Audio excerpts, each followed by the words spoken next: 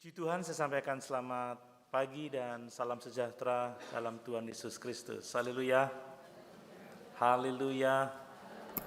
Sungguh kita bersyukur, kita boleh kembali bersama-sama beribadah untuk memuliakan Tuhan dan menikmati firman-Nya. Mari kita membaca di dalam Injil Lukas pasal 18 ayat 28 sampai ayat yang ke-34. Lukas pasal 18 ayat 28 sampai ayat yang ke-34. Saya membaca untuk kita sekalian, demikian firman Tuhan. Petrus berkata, "Kami ini telah meninggalkan segala kepunyaan kami dan mengikut Engkau." Kata Yesus kepada mereka, "Aku berkata kepadamu, sesungguhnya setiap orang yang karena kerajaan Allah meninggalkan rumahnya, istrinya, atau saudaranya, atau orang tuanya, atau anak-anaknya, akan menerima kembali lipat ganda pada masa ini juga, dan pada zaman yang akan datang ia akan menerima hidup yang kekal." Yesus memanggil ke-12 murid-muridnya lalu berkata kepada mereka, "Sekarang kita pergi ke Yerusalem, dan segala sesuatu yang ditulis oleh para nabi mengenai Anak Manusia akan digenapi. Sebab ia akan diserahkan kepada bangsa-bangsa yang tidak mengenal Allah, diolok-olokkan, dihina, dan diludahi, dan mereka menyesah membunuh dia, dan pada hari ketiga ia akan bangkit. Akan tetapi mereka sama sekali tidak mengerti semuanya itu, arti perkataan itu tersembunyi bagi mereka, dan mereka tidak tahu apa yang dimaksudkan." Haleluya. Puji Tuhan. Bapak Ibu Saudara yang dikasihi oleh Tuhan, ayat-ayat ini berbicara kepada kita tiga hal. Yang pertama adalah harga yang harus kita bayar untuk mengikuti Yesus. Yang kedua adalah berkat-berkat yang diterima oleh setiap orang yang sungguh-sungguh mengikuti Yesus, yang mau membayar harga. Dan yang ketiga adalah bahwa dalam proses pengiringan kita kepada Yesus, pengikutan kita kepada Yesus, itu ada penderitaannya.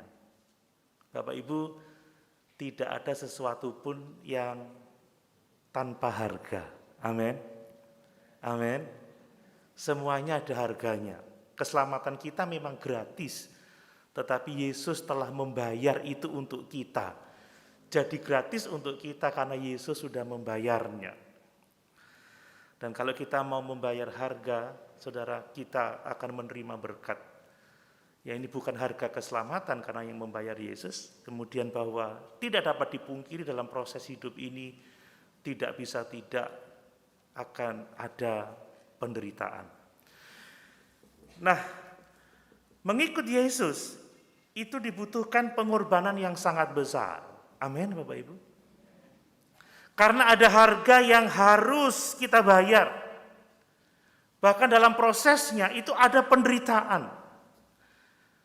Nah, kalau Bapak Ibu Saudara tidak merasa demikian, tidak merasa mengeluarkan biaya yang besar untuk mengikut Tuhan, kemungkinan besar Bapak Ibu tidak melakukan pengorbanan yang cukup dalam pengiringan kita kepada Tuhan. Atau mungkin kita tidak sungguh-sungguh mengikuti Yesus. Sebab ada harga yang harus dibayar. Dan harganya itu mahal.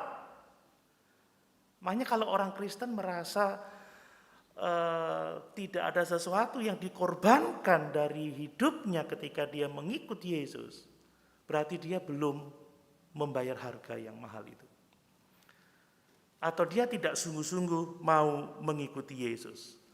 Perhatikan saja bagaimana Tuhan Yesus memanggil pengikut-pengikutnya untuk berbalik dari segala dosa-dosanya, untuk berbalik dari kecintaan akan dunia ini, untuk tidak lagi mengejar dunia ini, tetapi mengumpulkan harta di surga. Kita ingat di dalam Lukas pasal 14 ayat 33, Yesus berkata kepada murid-muridnya, kepada orang banyak yang pada waktu itu mendengarkan dia, demikian pula lah tiap-tiap orang di antara kamu yang tidak melepaskan dirinya dari segala miliknya, tidak dapat menjadi muridku. Ini perkataan yang sungguh serius. Tidak ada seorang pun yang dapat menjadi murid Yesus kalau tidak melepaskan dirinya dari segala miliknya. Bapak Ibu, kalau orang sungguh benar-benar melepaskan dirinya dari segala miliknya, itu pengorbanan yang sangat besar. Amin. Amin. Bapak Ibu sudah bayar harga? Nah, ini pertanyaan yang perlu kita jawab. Hanya Tuhan yang tahu dan hanya kita yang tahu. Nah, kemudian di dalam 1 Yohanes pasal 2 ayat yang ke-15, kita membaca di sana, barang siapa mengasihi dunia ini, maka kasih akan Bapa tidak ada di dalam diri orang itu. Artinya saudara, kita tidak bisa dalam waktu yang bersamaan mengasihi Tuhan, tetapi mengasihi dunia ini. Kita harus memilih salah satunya. Yesus berkata, tidak mungkin kita bisa mengabdi kepada Allah dan kepada Mammon sekaligus. Jadi ini adalah hal untuk semua orang yang mau mengikuti Dia. Ini bukan hanya untuk orang-orang yang mau berkomitmen saja, tidak. Ini adalah harga yang harus dibayar untuk semua orang yang mau mengikut Yesus dengan sungguh-sungguh. Itu sebabnya saudara, wajar ya kalau orang yang sudah membayar harga yang sedemikian besar, dia bertanya, lalu apa yang saya dapat? Saya berpikir kalau kita belum berpikir apa ya yang saya akan dapat dalam mengikut Tuhan, maka jangan-jangan kita tidak melakukan pengorbanan yang besar. Atau jangan-jangan kita tidak sungguh-sungguh membayar harga. Orang yang sudah benar-benar bayar harga, pasti dia akan berpikir, apa yang akan saya dapat? Kalau kita sudah membayar harga yang sangat mahal, orang akan berpikir, kira-kira pengorbanan saya ini layak enggak ya? Benar enggak ya yang saya lakukan ini?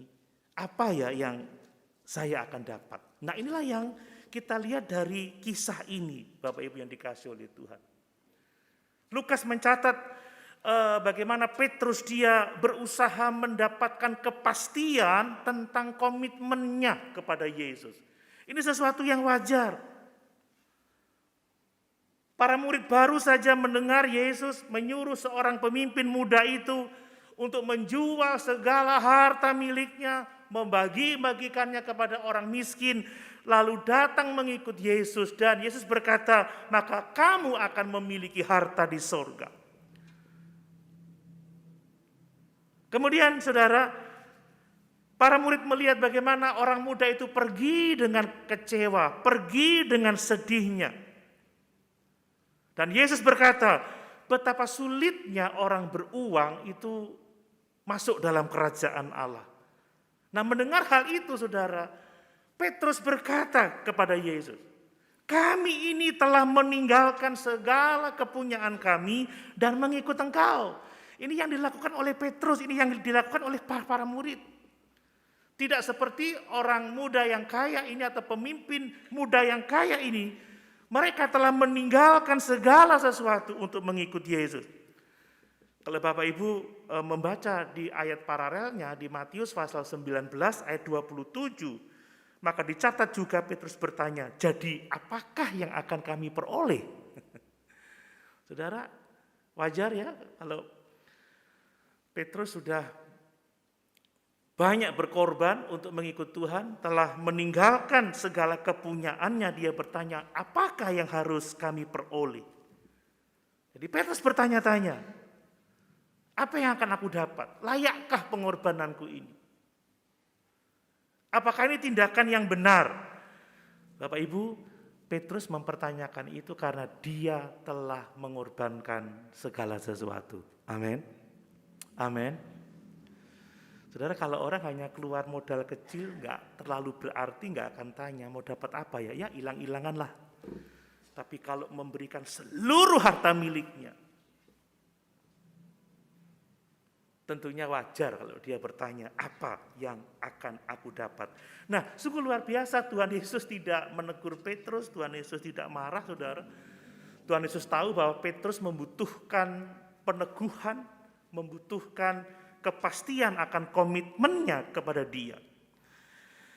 Sebab dia telah meninggalkan segala sesuatu untuk mengikut Yesus. Demikian juga kita ya, yang sungguh-sungguh membayar harga, kita butuh kepastian itu setiap hari. Amin, saudara. Ingat bagaimana iblis menggoda Tuhan Yesus. Dia dibawa ke puncak bukit yang tinggi. Lihatlah seluruh harta kekayaan ini. Kalau engkau mau menyembah aku, maka aku akan berikan kepadamu.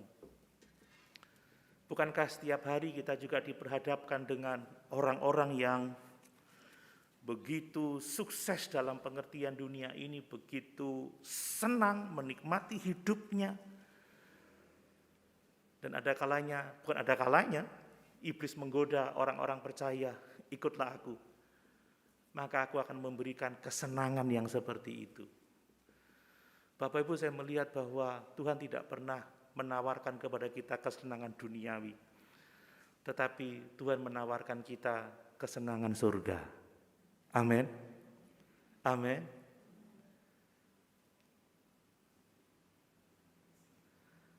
Makanya pujian lama itu penting diingat lagi loh ya.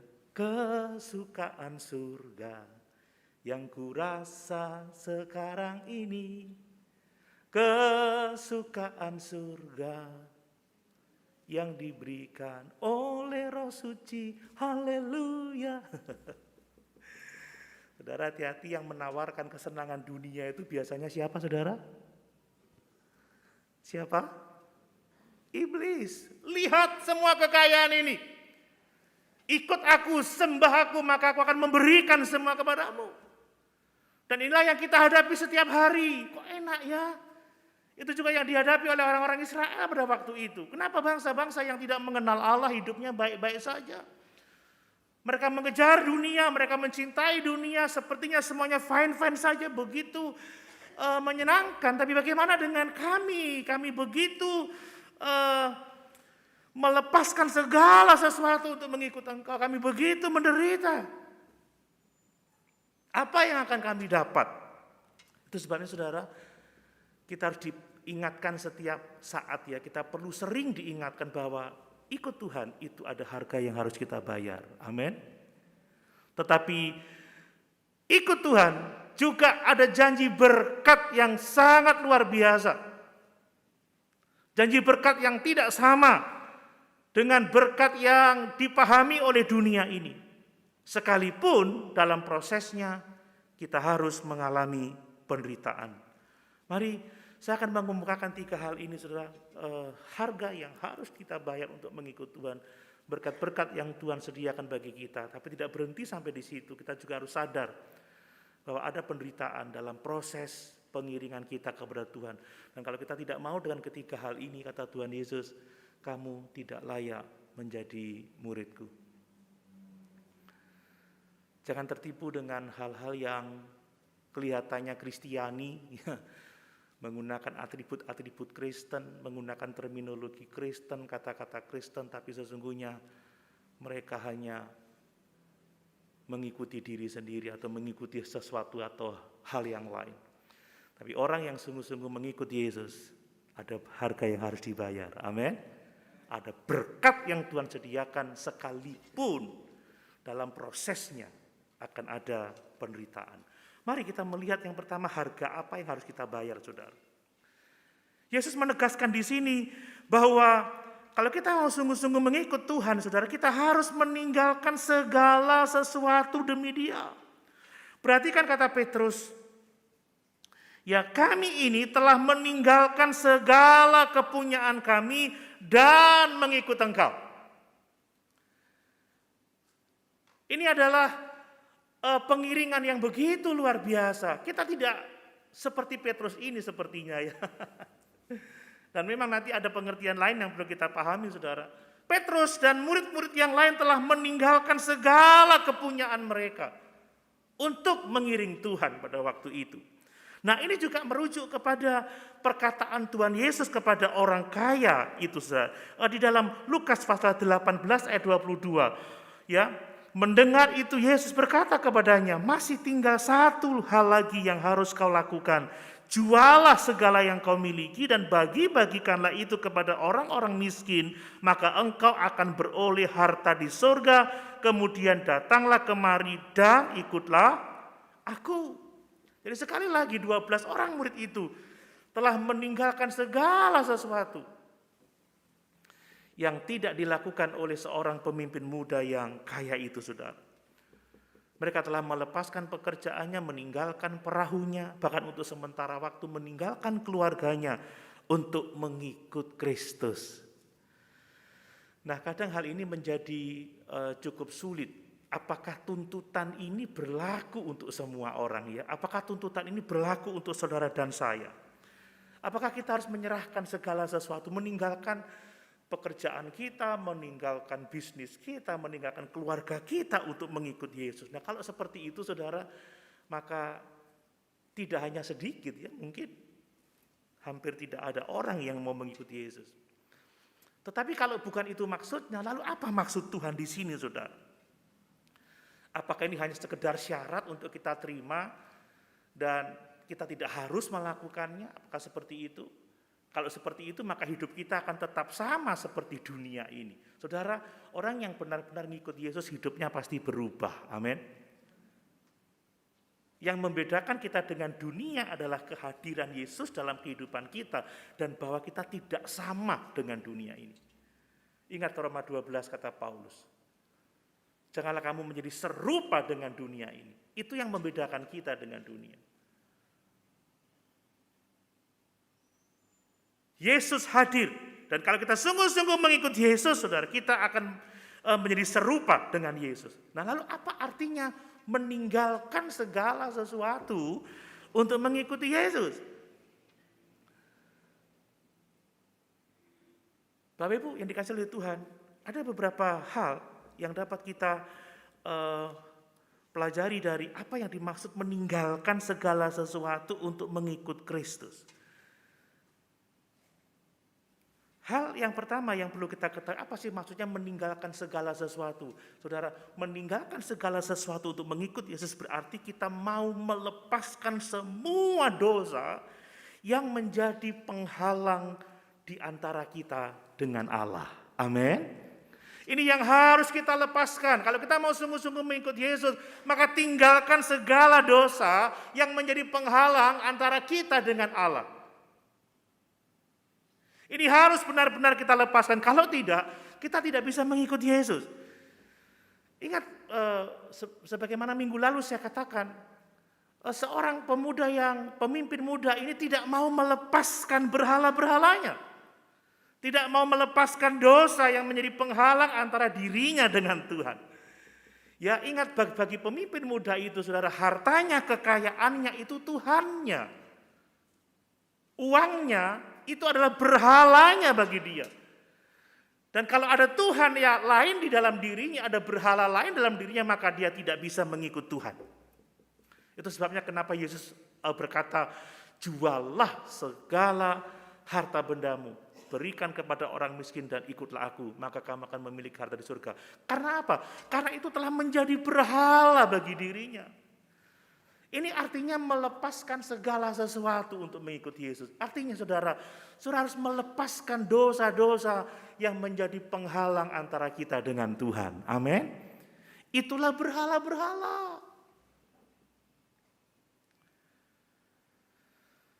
Kalau berhalamu itu adalah uangmu misalkan, ya lepaskan itu. Karena itu akan menjadi penghalang antara kita dengan Tuhan. Kalau berhalamu itu adalah keluarga atau apapun itu, lepaskan itu. Seperti Tuhan Yesus berkata, kalau matamu menyesatkan engkau cungkil, kalau tanganmu menyesatkan engkau potong, kalau kakimu menyesatkan engkau potong. Artinya apa? Lepaskan berhala-berhala. Ingat, dalam hukum Taurat dikatakan, hanya ada satu Tuhan. Tidak boleh bagimu membuat patung sesembahan. Saudara, kalau kita mau sungguh-sungguh mengikut Kristus, lepaskan berhala-berhala itu. Karena berhala-berhala itu akan memisahkan kita dari Tuhan. Membuat kita selalu terasing dari Tuhan. Ingat seorang muda yang kaya ini. Kecintaannya kepada hartanya telah menghilangkan kesempatan bagi dirinya untuk beroleh hidup yang kekal itu. Saudara, bukankah kebanyakan manusia mencintai dunia ini, menyukai barang-barang? Waktu kita habiskan untuk mengumpulkan barang-barang. Bahkan sampai kita membuat gudang-gudang yang besar untuk menyimpan barang-barang kita.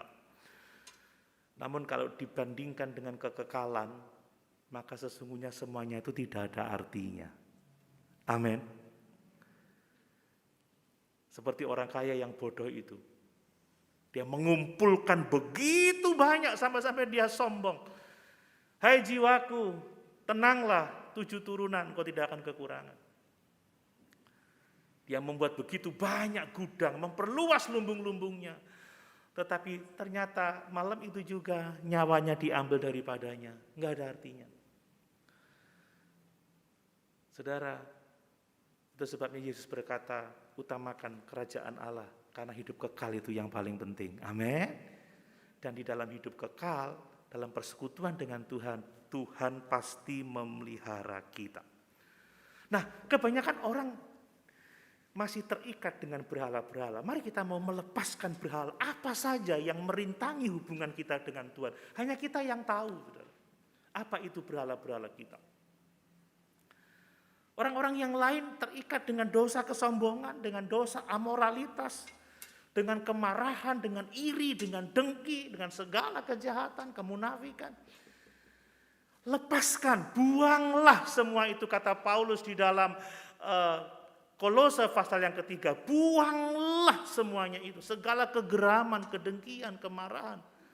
Sebab kata Paulus di dalam Galatia 5 ayat 21, barang siapa masih melakukan hal-hal itu, tidak melepaskannya, tidak membuangnya, maka sesungguhnya dia tidak mendapat bagian dalam kerajaan Allah. Jadi ini maksudnya melepaskan segala sesuatu untuk mengikuti Yesus. Lepaskanlah dirimu dari segala berhala-berhala, dari segala dosa yang merintangi hubungan kita dengan Tuhan. Amin. Saudara, Yesus tidak mau diduakan. Dia adalah Allah yang cemburu. Kita tidak dapat berpegang teguh pada dosa di satu saat, dan di saat yang sama kita berpegang teguh kepada Tuhan. Kita tidak bisa merangkul dunia untuk saat yang sama memeluk Yesus, itu tidak bisa. Yesus mau komitmen kita yang eksklusif. Segala sesuatu hanya untuk Dia. Amin. Ibu-ibu mau suaminya mendua hati?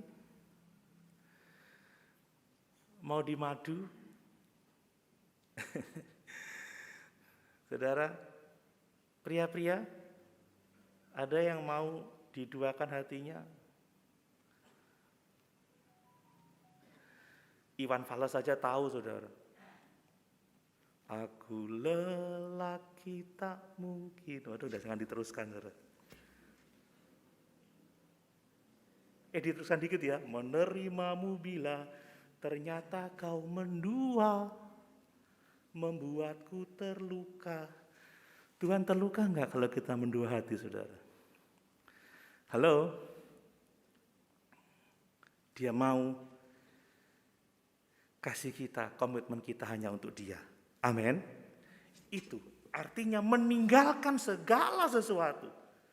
Lepaskanlah berhala-berhala. Buanglah dosa-dosa yang merintangi hubungan kita dengan Tuhan. Tanpa kita mau melakukan itu, kita enggak layak menjadi muridnya. Nah, lalu apa artinya melepaskan segala sesuatu? Saudara, kalau kita mau melepaskan segala sesuatu untuk Tuhan, artinya kita berkomitmen untuk apa? Melakukan apapun juga yang Tuhan ingin kita lakukan mengenai hidup kita ini, saudara. Kata Paulus, persembahkanlah tubuhmu sebagai persembahan yang hidup, yang kudus, dan yang berkenan kepada Allah. Itulah ibadahmu yang sejati. Kita akan benar-benar melepaskan segala sesuatu untuk mengikut Tuhan. Kalau kita menyerahkan, inilah hidupku Tuhan, pakailah sesuai dengan kehendakmu. Aku akan melakukan segala sesuatu yang engkau inginkan untuk aku lakukan mengenai hidupku ini. Saudara siap dipakai Tuhan untuk melakukan tujuannya? Semua tentang hidup kita loh saudara ya, diserahkan untuk Tuhan.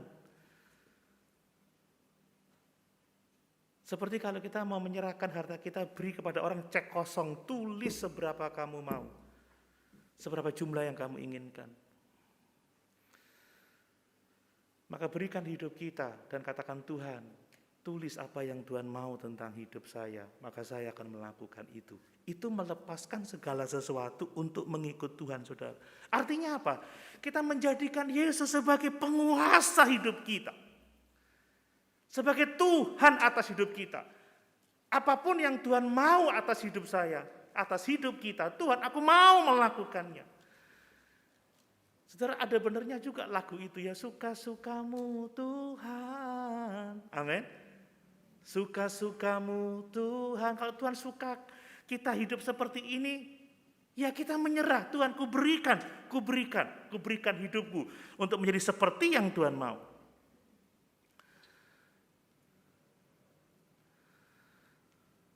Saya memberikan hidup saya kepada Tuhan sejak pertama saya mengalami pertobatan dengan sungguh-sungguh. Saya pernah ceritakan itu bagaimana orang tua saya coba menggiring saya untuk kuliah, untuk bekerja, untuk begini, untuk begitu. Tapi saya sudah menyerahkan hidup saya untuk Tuhan. Dan saya pernah ceritakan, saya tidak pernah ingin jadi pendeta karena saya punya pengalaman pahit dengan pendeta. Tapi kalau saya ada sebagaimana sekarang itu karena saya memberikan hidup untuk Tuhan.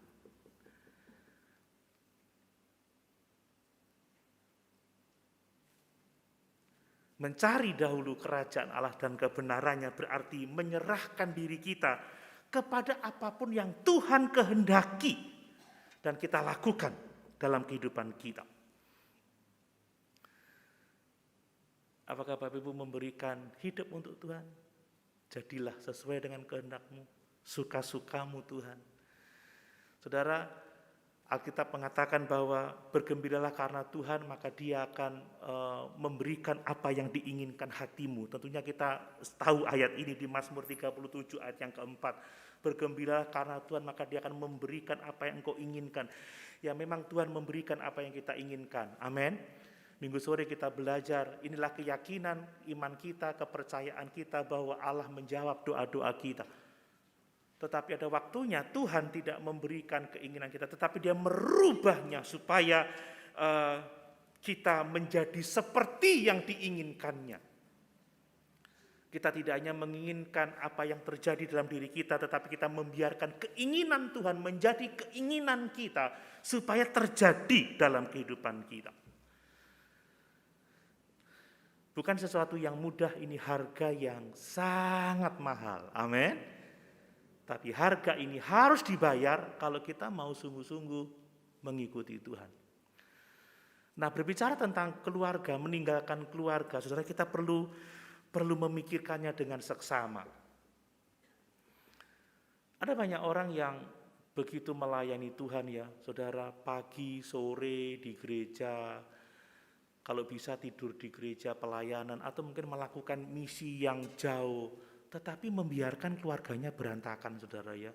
Anaknya tidak terurus. Ada banyak fakta yang seperti itu. Saking sibuknya melayani, istri tidak diperhatikan, anak-anak diabaikan, akhirnya hidupnya juga kacau.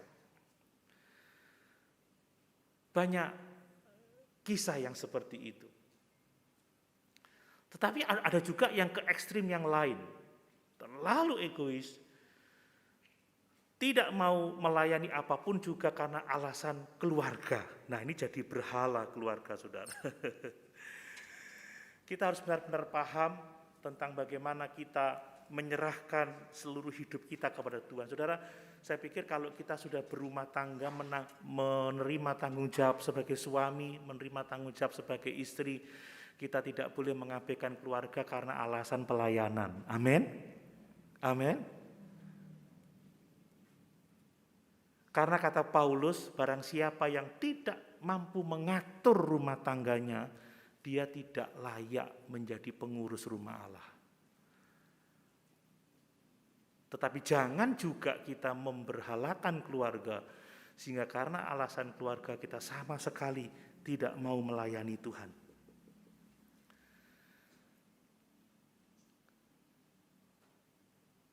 Seandainya saya diminta bermisi ke luar negeri, ya kalau anak-anak saya masih kecil ya harus ikut saya semua.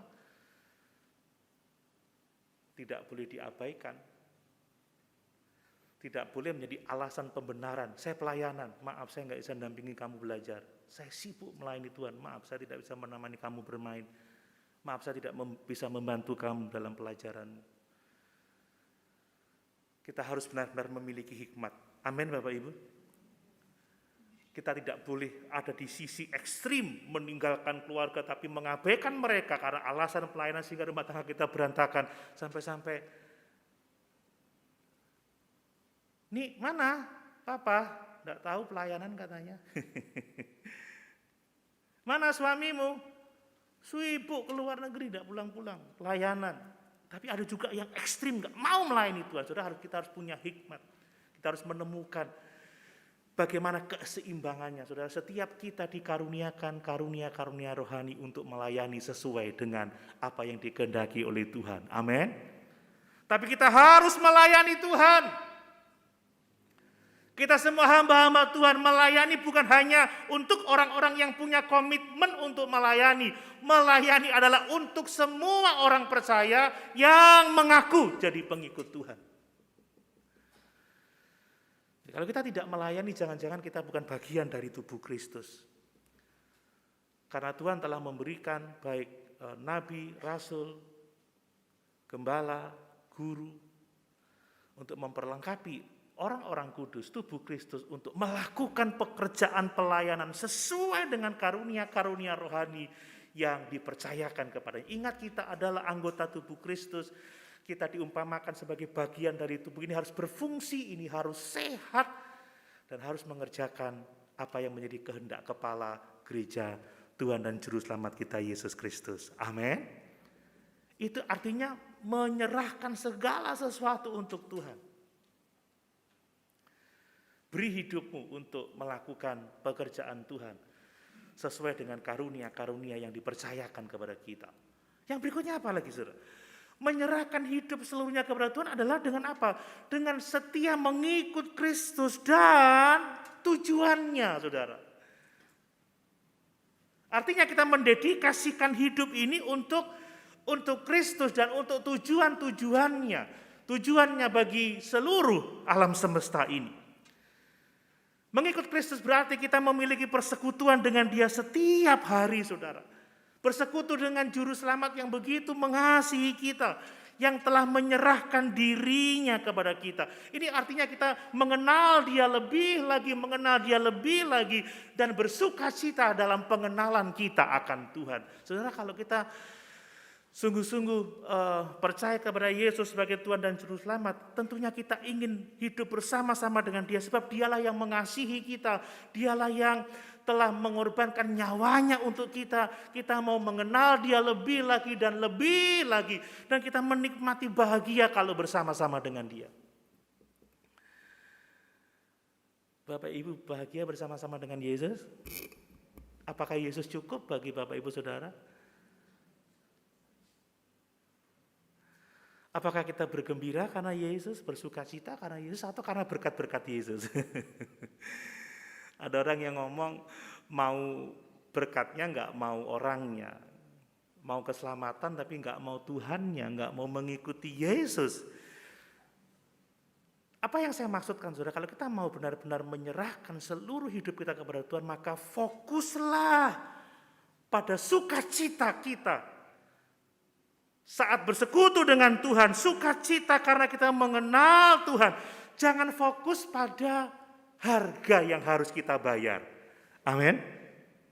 Ketika orang punya hobi tertentu, saudara, nggak fokus pada harga yang harus dia bayar, tapi fokus kepada hobinya, kesenangan yang didapat pada hobinya. Saya masih ingat waktu modifikasi Honda 70 itu nggak mikir biayanya, saudara. Seneng lihat dicat, wih, mulus seneng. Nanti baru terima tagihannya senep, saudara. Tapi fokus, tenang. Kalau enggak gitu enggak jadi, saudara. Enggak jadi itu, tidak jadi modif gitu loh. Saya ingat waktu bangun kolam itu, senang, saudara. Wis gak mikir, wis pokoknya biaya enggak mikir. Senang aja, fokus pada kesukacitaan kita dalam mengenal Tuhan, sukacitanya kita mengiring Tuhan, bersekutu dengan Dia. Itu fokusnya, jangan fokus pada harganya. Kalau fokus pada harganya, orang banyak tawar-menawar terus, saudara. Nggak akan melakukan itu. Nggak akan. Makanya kalau orang senang, saudara, apapun dibayar. Tapi kalau sudah nggak senang, jangankan dibayar, dikasih aja nggak mau. Ingat keluarga-keluarga muda, waktu masih mau menikah, saudara, menikah itu kan banyak yang dikorbankan, saudara ya. Seorang pria ketika menikahi seorang wanita, dia sempat harus melepaskan masa bujangnya, kesenangannya sendiri, hobinya, banyak temannya. Kalau udah menikah nggak lagi membiayai dirinya sendiri, membiayai istrinya. Fokus kepada keluar biayanya atau fokus pada senangnya menikahi wanita yang dicintai itu? Ya fokus pada istrinya.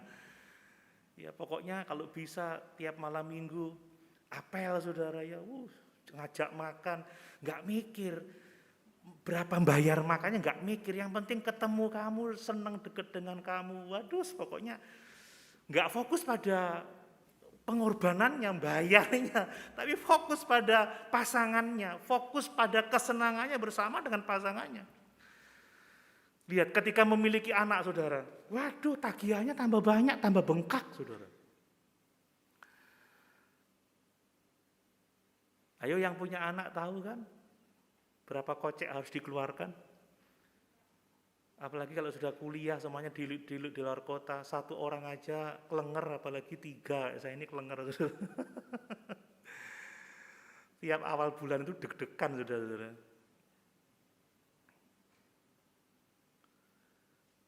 Tapi apakah kita fokus kepada harga harus dibayar? Fokus senang lihat anaknya bertumbuh, anaknya sehat. Dulu saya masih ingat dokter bilang, pakai Morinaga, beli Morinaga. Ternyata bengkak-bengkak semuanya, tidak cocok. Pakai S26, beli S26, nggak mikir biayanya, saudara. Bagaimana dengan Tuhan? Fokus pada senangnya bersekutu dengan Tuhan, fokus pada senangnya beribadah, fokus pada senangnya melayani Tuhan bersama-sama, atau fokus pada harga yang harus kita bayar.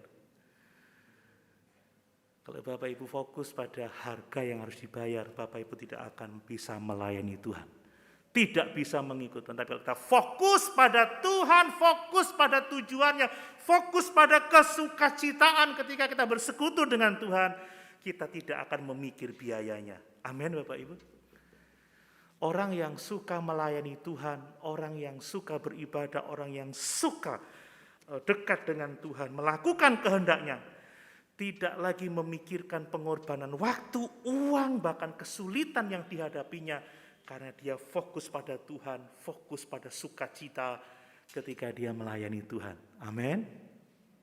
Kalau Bapak Ibu sukacita dalam melayani Tuhan, Bapak Ibu tidak akan memikirkan harganya. Itu harga yang harus kita bayar. Yang kedua tentang apa berkat yang Tuhan janjikan kepada kita. Bapak Ibu, mengikut Tuhan itu motivasinya bukanlah keuntungan ya. Bukanlah keuntungan. Kita ini mengikut Yesus karena Yesus itu adalah Tuhan, karena Dia adalah juru selamat, tidak ada yang lain. Hanya Yesuslah yang harus kita sembah, yang harus kita puja, yang harus kita layani, yang harus kita ikuti untuk selama-lamanya. Meskipun kita mengikut Tuhan bukan karena upah saudara, tetapi luar biasa, Yesus menyediakan berkat bagi orang-orang yang sungguh-sungguh mengikut Dia. Amin. Yesus menyediakan berkat. Nah, berkat apa yang kita dapat saudara? Ada 2 berkat saudara. Yang pertama adalah berkat yang kita terima dalam hidup sekarang ini, dan berkat di masa yang akan datang, itulah kehidupan yang kekal. Kalau kita menyerahkan segala sesuatu untuk Kristus, maka dia akan mengembalikannya berkali-kali lipat, saudara. Berlipat-lipat. Ini bukan janji manusia, ini janji Tuhan, saudara.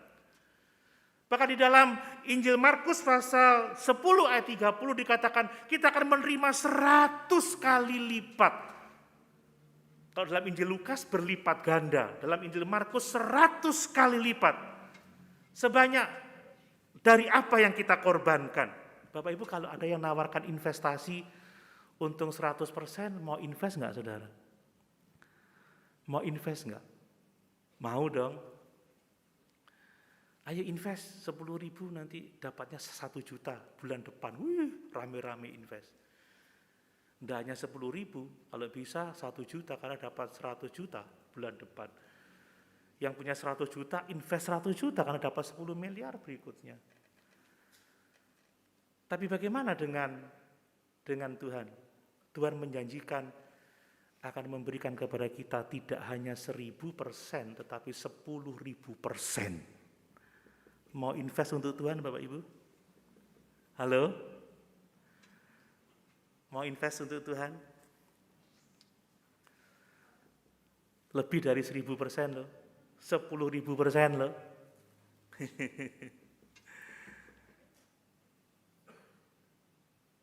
Lihat, kata Tuhan Yesus. Akan menerima kembali lipat ganda pada masa ini juga. Dan pada zaman yang akan datang, ia menerima hidup yang kekal. Jika Bapak Ibu menyerahkan rumah untuk Tuhan, dalam mengikut Yesus, Bapak Ibu akan menerima ratusan rumah. Kalau Bapak Ibu melepaskan keluarga, Bapak Ibu akan mendapat keluarga seluruh dunia ini sebagai keluarganya kita, orang-orang percaya. Amin. Kita tubuh Kristus, saudara. Kita akan mempunyai saudara-saudari seiman seluruh dunia ini. Semua orang percaya. Bapak Ibu, saya punya saudara di Amerika, di East Coast, West Coast, sekalipun tidak pernah ketemu via Zoom. Kontak sampai sekarang. Tanggal 21 kalau Tuhan izinkan saya akan melayani di Batam. Sudah ditelepon, Pak, nanti saya yang jemput. Ya. Dan saya tahu ketika saya sampai di sana, saya punya banyak saudara seiman di sana. Amin Bapak Ibu.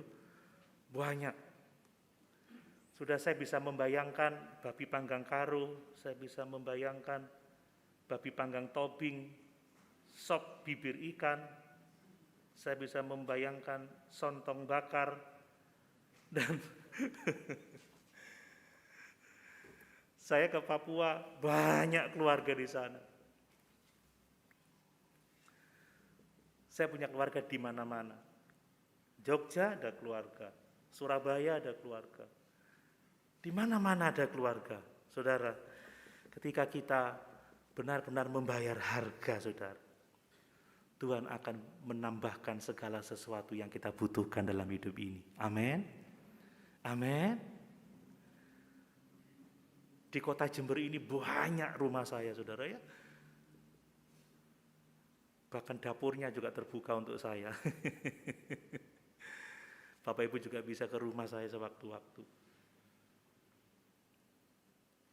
Ini berkat yang sangat luar biasa. Lihat, cari dulu kerajaan Allah dan kebenarannya, maka semuanya akan ditambahkan kepadamu. Amin. Nah, mengapa seringkali kita tidak mau membayar harga, saudara? Karena seringkali kita kurang percaya. Kalau saya memberi dengan murah hati, apakah Tuhan akan benar-benar memelihara saya? Mari kita percaya bahwa Tuhan akan memenuhi setiap kebutuhan kita. Amin. Paulus telah meninggalkan kekayaannya, meninggalkan keluarganya, dia meninggalkan jabatannya. Tetapi lihat, kita baca di dalam 2 Korintus 6 ayat 10. Ini harus kita baca. 2 Korintus 6 ayat yang ke-10.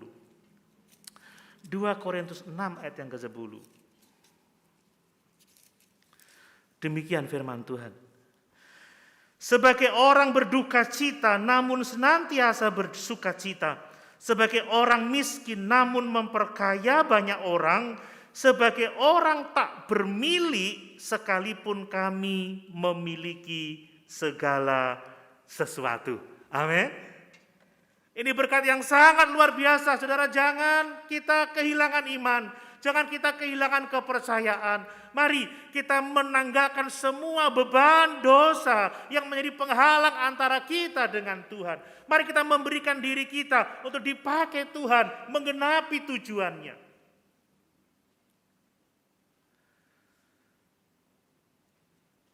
Dan mari kita fokus bukan pada harga yang harus kita bayar, tapi mari kita fokus pada kesenangan, sukacita bersama-sama dengan Tuhan.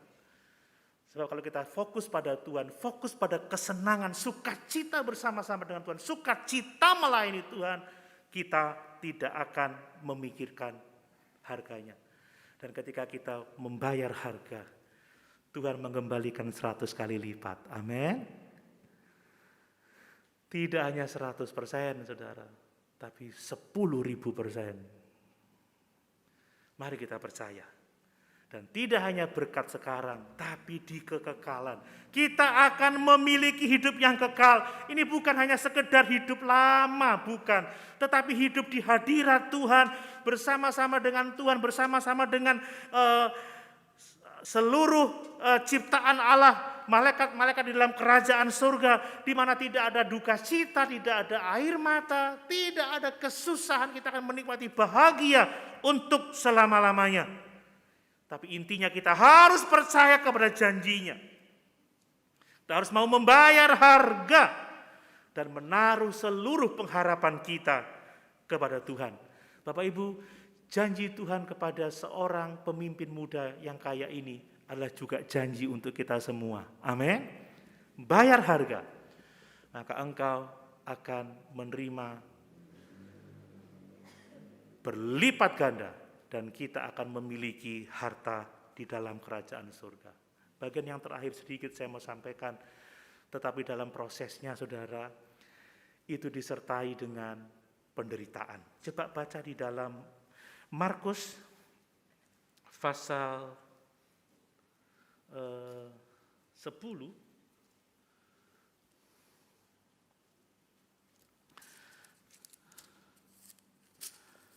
Injil Markus pasal 10.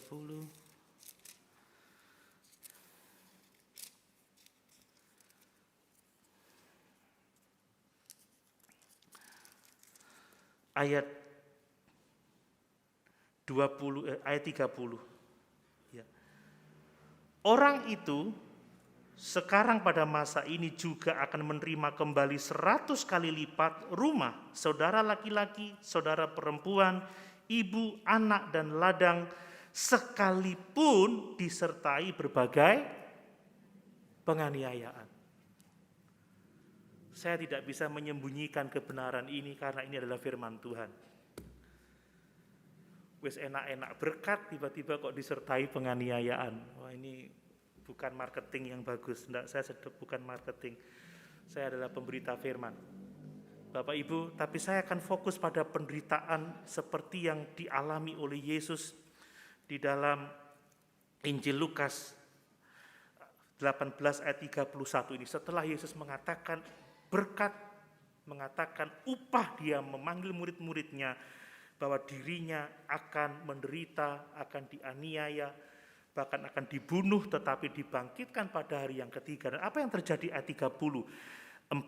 Akan tetapi mereka sama sekali tidak mengerti semuanya itu. Arti perkataan itu tersembunyi bagi mereka dan mereka tidak tahu apa yang dimaksudkan. Bapak Ibu yang dikasih oleh Tuhan, Yesus menyatakan penderitaannya, dan kita dapat mengharapkan kesulitan mendapatkan penderitaan sebab guru agung kita juga mengalami penderitaan. Amin. Saudara, kalau Yesus Tuhan aja menderita, apalagi kita pengikutnya. Di dalam 2 Timotius 3 ayat yang ke-12 dikatakan, memang setiap orang yang mau hidup beribadah di dalam Kristus Yesus akan menderita aniaya. Murid-murid tidak hanya menderita karena dia mengalami aniaya, tetapi mereka menderita karena melihat penderitaan Yesus, menderita karena tidak mengerti dengan apa yang dialami oleh Kristus, dan itu sungguh sangat memukul kehidupan mereka. Ya, ada sesuatu yang tersembunyi. Tuhan tahu kapan kita harus mengerti. Tuhan itu tahu apa yang bisa kita mengerti, kapan kita harus mengerti supaya kita bisa menanggungnya. Tapi dari pihak para murid, mereka memiliki pengharapan yang berbeda, saudara. Mereka berharap Yesus menjadi pemimpin politik, akan menjadi raja orang Israel dan membebaskan Israel dari belenggu penjajahan Roma. Tetapi itu bukan rencana Tuhan. Seringkali saudara, asumsi kita ya, harapan-harapan kita itu menghalangi kita untuk mengerti kebenaran firman Tuhan, menghalangi kita untuk memahami rencana Allah yang sesungguhnya. Karena kita punya asumsi sendiri, punya pikiran, punya kemauan sendiri, kita tidak menyerahkan hidup kita kepada Tuhan. Tetapi intinya kita harus percaya, amin Bapak Ibu, bahwa kalau kita bayar harga, kalau kita mau melepaskan dosa-dosa yang menghalangi kita dari persekutuan dengan Tuhan, maka kita akan menerima berkat 100 kali lipat. Kalau kita mau memberikan hidup kita, komitmen untuk melakukan kehendak-Nya, maka kita akan menerima 100 kali lipat. Dan kalau kita fokus pada tujuan Tuhan, fokus pada mengikut Dia, sukacita mengenal Dia, sukacita bersekutu dengan Dia, kita tidak akan memikirkan harga yang harus kita keluarkan, dan kita akan menerima 100 kali lipat. Dan untuk itu kita harus percaya. Percaya karena otoritasnya ya, dia berkata, sesungguhnya aku berkata kepadamu, artinya itu benar, itu akan terjadi. Injil yang diberitakan itu adalah firman kebenaran, saudara. Segala sesuatu yang dia beritakan pasti digenapi. Dan sungguh kematiannya pun adalah penggenapan dari janji Tuhan. Dan tidak hanya itu, kita percaya bahwa Yesus akan memberikan 100 kali lipat, bahkan hidup kekal di masa yang akan datang, karena Dia telah mati dan bangkit untuk kita semua. Amin. Mari sama-sama kita